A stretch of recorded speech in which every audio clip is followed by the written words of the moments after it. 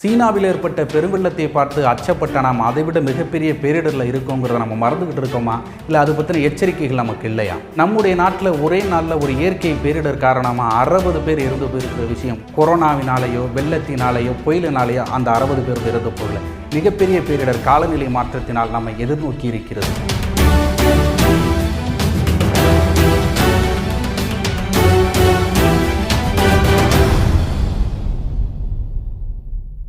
அன்பு உறவுகள் அனைவருக்கும் அன்பான வணக்கங்கள்.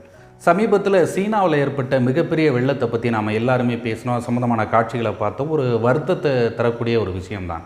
ஆனால் அதை விட மிகப்பெரிய பேரிடர்களில் நாம் இந்தியாவில் நம்மளோட குறிப்பாக சொல்லணும்னா நம்ம பகுதிகளில் மிகப்பெரிய பேரிடர்களை நாம் எதிர்நோக்கிக்கிட்டு இருக்கோம். ஆனால் அதை பற்றின தெளிவும் அதை பற்றிய தகவல்களும் நமக்கு எப்போதுமே கிடைக்கிறது கிடையாது முழுமையான அளவில், அப்படிங்கிறது தான் உண்மையான கருத்து. சமீபத்தில் வட மாநிலங்களில் ஒரே நாளில் இடி மின்னல் தாக்கி 60க்கும் மேற்பட்டவர்கள் உத்தரப்பிரதேசங்கிற மாநிலத்தில் மிகப்பெரிய அளவில் ஒரு இயற்கை பேரிடர் ஏற்பட்டிருக்கு. இந்த உத்தரப்பிரதேசம் ராஜஸ்தான் மாநிலத்தில் ஒரே நாளில் இடி மின்னல் தாக்கி 60க்கும் மேற்பட்டவர்கள் இறந்திருக்கிறாங்க. இதில் குழந்தைகள், கால்நடைகள் என பல்வேறு தரப்பினரும் தங்களுடைய உயிரை நீர்த்திருக்கிறாங்க. இந்த சம்பந்தமான விஷயங்கள் தொலைக்காட்சிகளில் ஒரு செய்தியாக வெளிப்படுதே தவிர அதை தவிர்த்து மிகப்பெரிய அளவில் இது சம்மந்தமான ஒரு விழிப்புணர்வை ஊடகங்கள் கொடுக்கலை அப்படிங்கிறது என்னுடைய தனிப்பட்ட கருத்து. காரணம் என்னென்னா, ஒரு புயலோ வெள்ளமோ வருது அப்படின்னா புயலை பின்தொடர்கிறது நமது தொலைக்காட்சி. புயலுக்கு 24 மணி நேரமும் ஒவ்வொரு நிமிஷமும் எங்களுடைய அப்டேட் வந்துகிட்டு இருக்கோம் அப்படின்னு சொல்லக்கூடிய ஊடகங்கள் இந்த மின்னல் பற்றியும் இடியை பற்றியும் மிகப்பெரிய அளவில் முன்னெச்சரிக்கைகளை கொடுக்கலை அப்படிங்கிறது தான் மிக முக்கியமான விஷயம். நாம் சொல்வது போல் புயலோ மழை வெள்ளமோ வர்றதை முன்னாடியே நாம் கணிக்க முடியும். ஆனால் இடி வர்றதை கணிக்க முடியுமா அப்படிங்கிற ஒரு கேள்வி இருக்குது. சமீபத்தில் அசாம் மாநிலத்தில் அசாம் மாநில பேரிடர் மீட்பு குழு மின்னல் வரக்கூடியதை கணிக்கக்கூடிய ஒரு கருவி ஒன்று கட்டமைச்சிருக்காங்க அவங்களுடைய மாநிலத்தில். அமெரிக்காவில் இருக்கக்கூடிய எர்த் டாட் அப்படிங்கிற ஒரு நிறுவனம் அந்த தொழில்நுட்பத்தை அவங்களுக்கு கொடுத்துருக்காங்க. இடி வர்றதுக்கு 45 நிமிடங்களுக்கு முன்பாக அதில் கணிக்க முடியும் அப்படின்னு சொல்லியிருக்காங்க. அப்படி கணிக்கப்பட்ட ஒவ்வொரு கணிப்புகளுமே மிகவும் துல்லியமாக இருக்குது அப்படிங்கிறத அசாம் மாநிலத்தில் இருக்கக்கூடிய பேரிடர் மீட்பு முகமை தெரிவிச்சிருக்காங்க. புயல் வெள்ளம் வரும்போது நமக்கு முன்னெச்சரிக்கைக்கான நிறைய விஷயங்களை நாம் தெரிஞ்சுக்கிறோம் தொலைக்காட்சி வானொலிகள் வாயிலாக. ஆனால் இது சம்மந்தமாக குறிப்பாக அந்த இடி மின்னல்கள் சம்மந்தமான எச்சரிக்கைகள் நமக்கு வருவது மிக குறைவாக இருக்குது. அதை பற்றின தகவல்களும் மிக குறைவாகத்தான் இருக்குது. இந்த இடி மின்னல்கள் கடந்த ஒரு 20 ஆண்டுகளுக்கு முன்பு மிக குறைவாக இருந்துச்சு. தற்போது புவி வெப்பமயமாதல், அது மட்டும் இல்லாமல் பருவநிலை மாற்றத்தின் காரணமாக இந்த இடி பூமியை தாக்கக்கூடிய அளவுகளும் அதிகரிச்சிருக்கு, அதனுடைய வீரியமும் அதிகரிச்சிருக்கு அப்படின்னு சொல்கிறாங்க.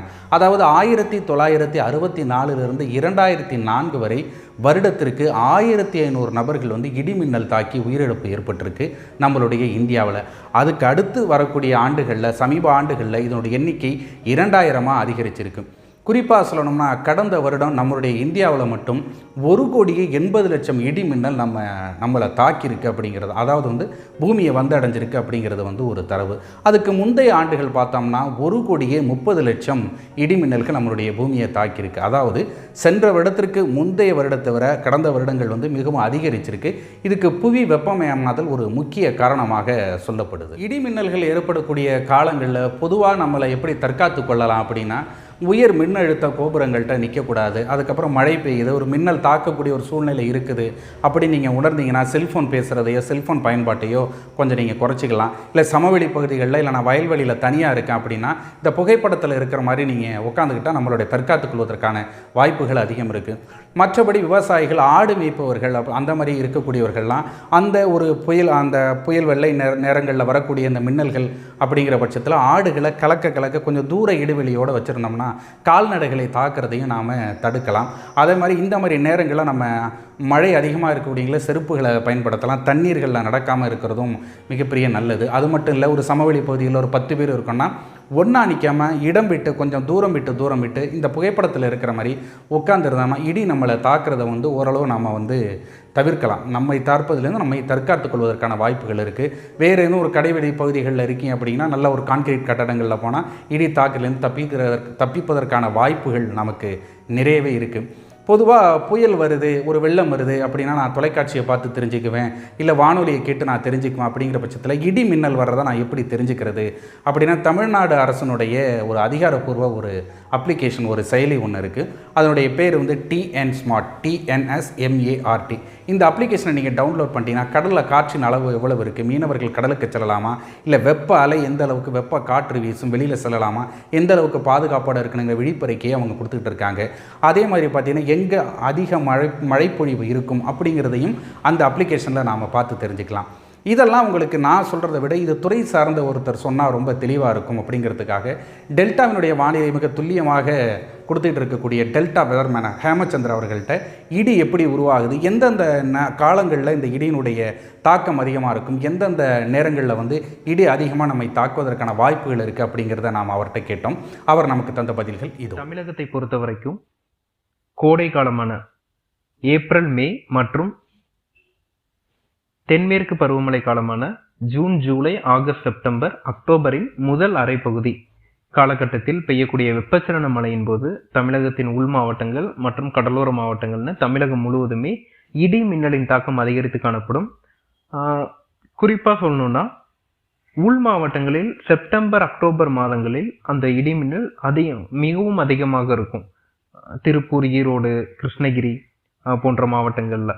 இதற்கான காரணம் அப்படின்னு பார்த்தீங்கன்னா இயல்பா இடிமலை மேகங்கள் உருவாவது எப்படின்னு பார்த்தீங்கன்னா பொதுவாக குமுலோனிம்பஸ் அப்படின்னு சொல்லக்கூடிய திரள் கார்முகில் மேகங்கள் அப்படின்னு சொல்லுவோம்.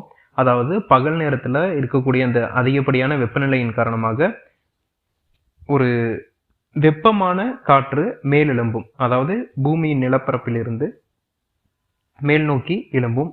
அந்த வெப்பமான காற்று ஒரு ஒரு ஒரு உயரத்தை தொடும்போது கடலில் இருந்து வரக்கூடிய ஈரமான காற்று இரண்டும் சந்தித்து அந்த இடத்துல ஒரு சேச்சுரேட்டட் டியூ பாயிண்ட் அப்படின்னு சொல்லக்கூடிய அந்த காற்று வந்து மலை துளிகளாக மாறி ஒரு மேகங்கள் உருவாகும். அந்த மேகத்தின் பெயர் தான் குமுலோனிம்பஸ் அப்படின்னு சொல்லக்கூடிய திரள் கார்முகில் மேகங்கள். இந்த மேகங்கள் நிலப்பரப்பில் இருக்கக்கூடிய அதிகமான வெப்பம் மேலெழும்பி அந்த ஒரு ஈரமான காற்றை சந்திக்கும் போது ஏற்படக்கூடிய ஒரு மேகத்திரள் தான்.